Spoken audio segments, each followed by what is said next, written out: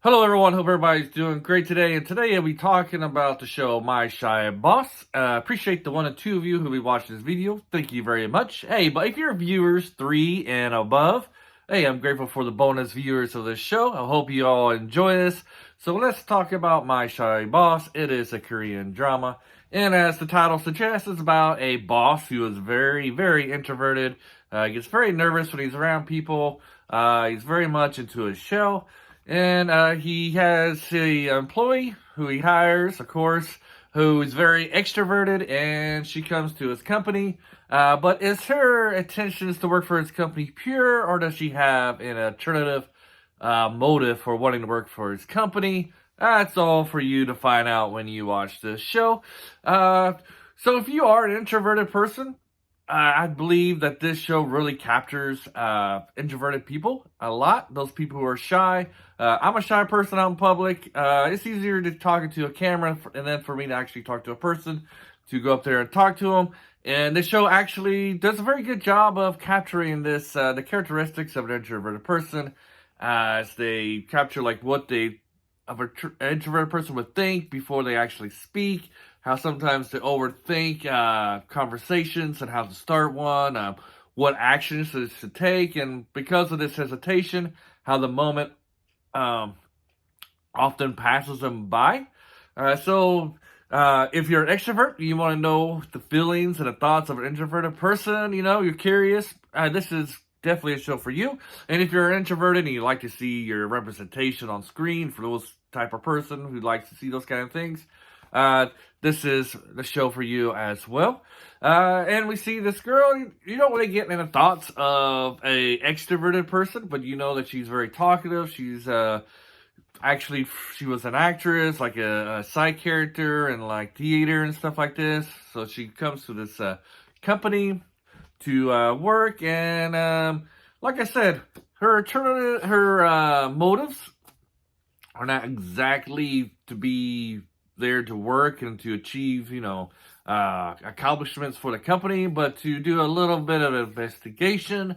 And so we get this great dynamic between this extrovert and this introvert, and will she be able to help her boss break out of his shell? That is the question.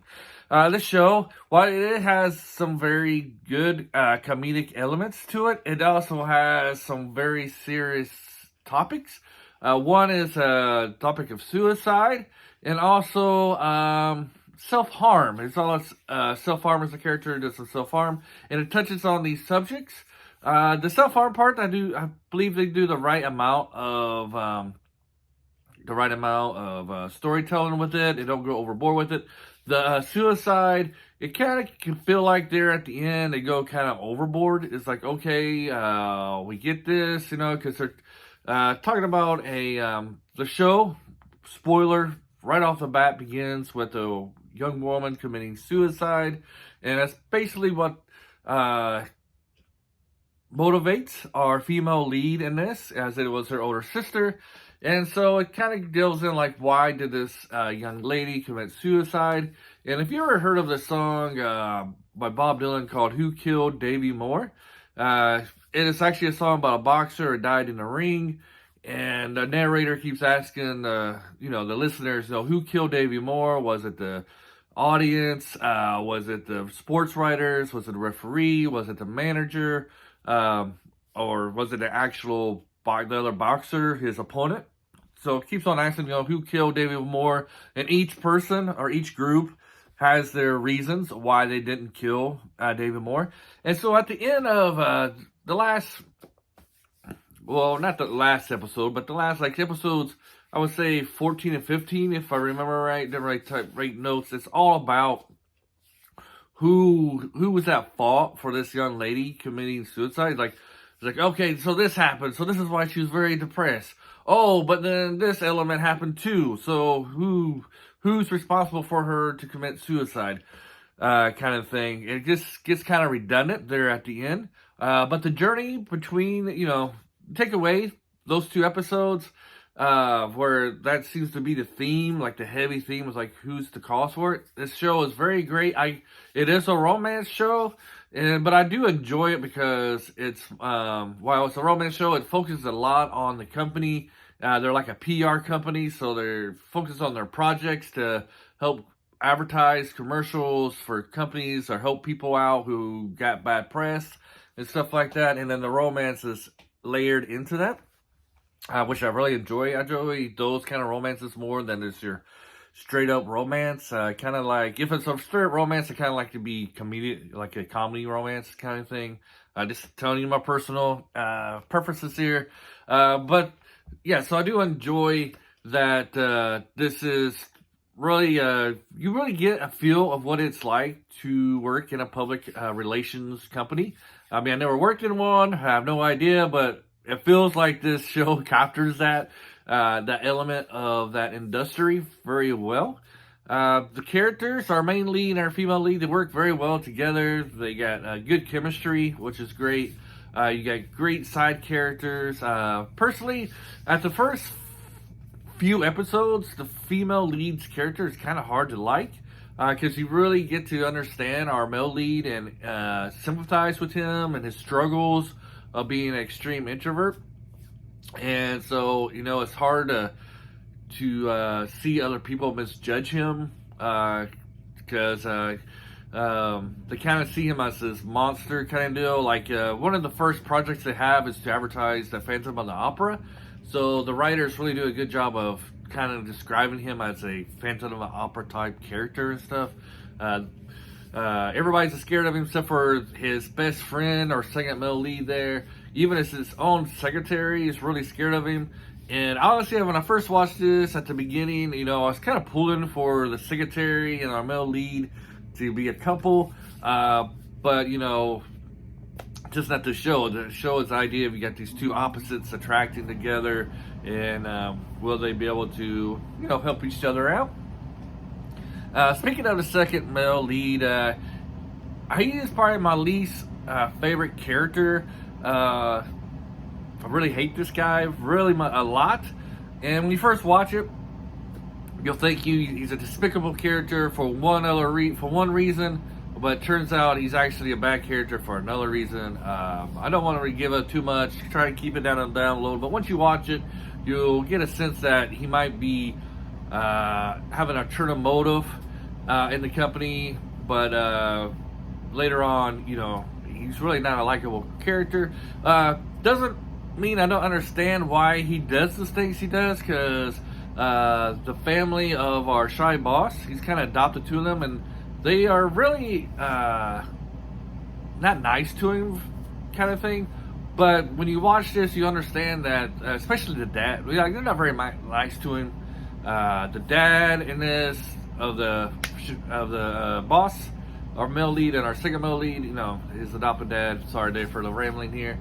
But he's very strict, and he probably treats his son very bad, but he also treats, his adopted son bad. He treats him equally bad, but I still don't understand why our second male lead might want to try to, I guess you could say, escape the family, or not, because he's engaged to the sister, which would be the stepsister, so that's kind of a weird relationship there going on there, but I can understand why he would try to get away from that marriage or relationship a little bit, which leads to our second female lead, the sister.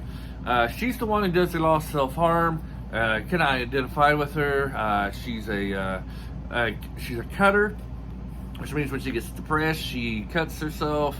And having known people who do that kind of things, I think they got her character very, like, her motives for doing it. Sounds about right with the motives of the person I know who does this. And she actually, she doesn't cut her arms, but she cuts her thighs. Anytime she feels like her boyfriend or fiance might be in pain, or she's done something wrong, type of thing. So you can really sympathize with her. So this show does hit on, self-harm and, like I said, suicide. So it does have those more serious themes to it. But it's an enjoyable show. It's mostly lighthearted. The darker stuff at the very beginning, the first episode, you know, the first, when you see somebody commit suicide, of course, that's going to be dark and serious. And then you get the relationship between our characters and what they do. And then later on, you get more of more in touch with why this lady committed suicide. If I have one thing that's another downfall, it's probably episode 5. It's like a completely useless episode because it takes place 3 years ago and kind of like talks about like the events that might have led up to this young lady committing suicide. And the reason I say it's kind of useless is because throughout the series, you get a lot of flashbacks, and a lot of flashbacks take place from episode 5. So you have that. So in fact, you know, I've seen this show. I like it a lot. I've seen the show maybe 3 or 4 times now, and I always skip episode 5 because it doesn't bring anything to the table really. And like I said, the whole episode is in flashbacks. Maybe I should rewatch it. Maybe this episode 5 maybe does bring something to the table, but episode 4 leaves in a great way with our male lead is really struggling with something. And then you have episode 5, so you don't really see what the consequences of his struggle brings until episode 6. And then episode 6, you know, at the beginning, all hell breaks out. But about all I have to say about My Shy Boss. Really enjoy it. If you're still here at this time, we usually give 3 grades to the show here. All positive, because we're positive people. It's highly recommend. Which means majority of you will like it. Recommend 50-50. Recommend with caution. It means not very many people will like this. You have to have a certain taste for a show. I'm going to go with highly recommend. I think if you're new to Korean dramas, if you watch this will get you on to watch more. This is a very good show. I enjoyed it. I think you enjoyed it as well. I think the majority of you will like this. And thank you for your time. Hope you enjoy this. And until next time, have a great day. Bye.